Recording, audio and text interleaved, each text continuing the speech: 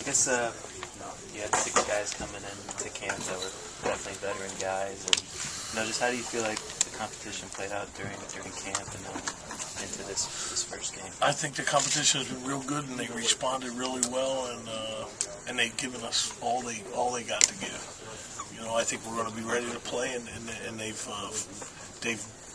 worked their tails off because we lost some guys that could have helped us, and they're going to come back, and we're going to be better than ever. But for right now, we still got 7 or 8 guys that can really bring it and play, and we're ready to go.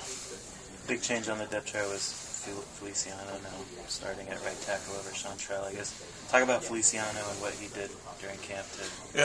He just our line's really versatile, and he's just been he's been doing a lot of blocks really well. He's an experienced guy. He's got a lot of starts under his belt, and he's always been one of our best players. How many guys are you comfortable in the rotation with right now? Well, for most of my career, I played 5 guys, and then coach, and I couldn't understand the theory about you can only play 5 guys, and you don't want to substitute too much, but you do it at every other position. And then Coach Golden came in and felt like he always wanted to play, a 2 deep to make the competition always there at practice all year round, and it's really helped us. And plus, we're using guys at all different positions, and they can get in right and left-handed stances. And I got a bunch of guys that can play center. I got a bunch of guys that can play even left tackle. So we're in a situation where you don't, knock on wood, you want to stay healthy, but I think we got versatility to be able to hang up and play with anybody. Happy with Sonny's development over the camp up until now? Well, he hurt himself and missed some practices, but he's made a huge jump, which we knew he would do because he only played 3 years, and he's such a talented guy, and he's just had to fight through that knee, and he's doing good, and he's going to be a heck of a player. Just got to wait until he. It didn't help when he hurt himself. Yeah. Is he back in practice, or was he out? Oh yeah, he's been out there practicing for a while. Yep. Cool. All right, you've been around high school football here for a long time. There was an incident with Coach Guandolo over at Cypress Bay where he smacked the kid in the helmet. What do you think of stuff like that? Because it was on TV, as a coach, Well, I know Coach Guandolo. He's one of my favorite coaches in the whole world. I love going there, recruiting, and he's been successful everywhere he's been. And I didn't see it. I heard about it, and hey, man, he's a terrific coach. And I know when it comes to my guys, they're too damn big to hit. So I ain't gonna hit none of them. But he probably just. I don't know what happened, but he probably just let his emotions get with him. But I love the guy, and I think he's an unbelievable coach. Having said that, how hard is it nowadays with so much scrutiny over these kids, and then you used to be able to grab a kid by the face mask. So you have to be aware of that now because of all the cameras and everything, all the attention. There's no doubt. I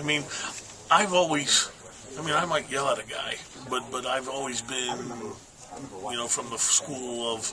I played football too, and you don't have to touch me. You don't have to touch me, and so I never touch my guys. And it's just the way it is. And again, I don't know what happened, but I love Coach Guandolo, and I wish him the best. Do you think society's gotten a little too soft? It is football, and things do happen. Like you said, you played football, you probably know. And it's more of a non-story than anything else because it is football.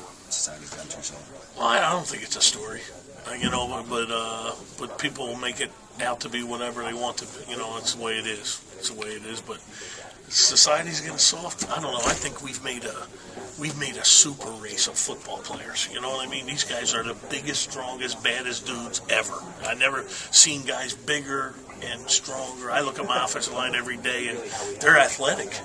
So it's a violent game, and you got to understand, how to practice them, how to push them, and get the most out of them and get ready to win because it's super competitive, and especially at this level or in the NFL.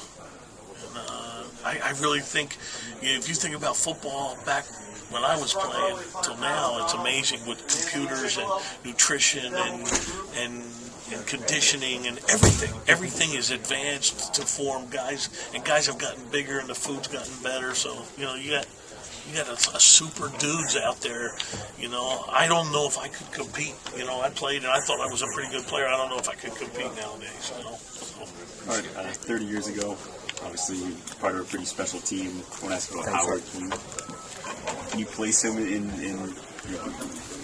the sports legacy here at UM? Can you kind of explain what he means this year? Howard Schnellenberger is well. If you look at Howard's background, it's amazing. I mean, he was an All-American at Kentucky. He played for Bear Bryant. He coached for Bear Bryant and was on national title teams coaching Joe Namath and Kenny Stabler, and then he went to the LA Rams and was the first. I think he was the first special teams coach in NFL history, and he was the defensive coordinator for the Fearsome Foursome.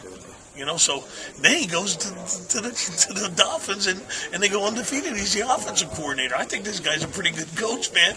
Before he came here and took a program that was, heck, we were my junior year we voted 6-5 to keep football.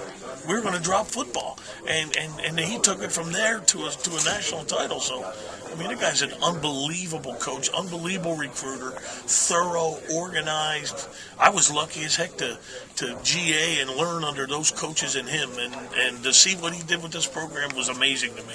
We hadn't gone to a bowl game in 17 years, and heck, we couldn't pay the phone bill. And now we got 5 national titles and played for 11 of them. So, and he's the main fabric of all that. He started it all, and he fought unbelievably to maintain it. And I bet if you ask him, he'll tell you that he never wanted to leave this place.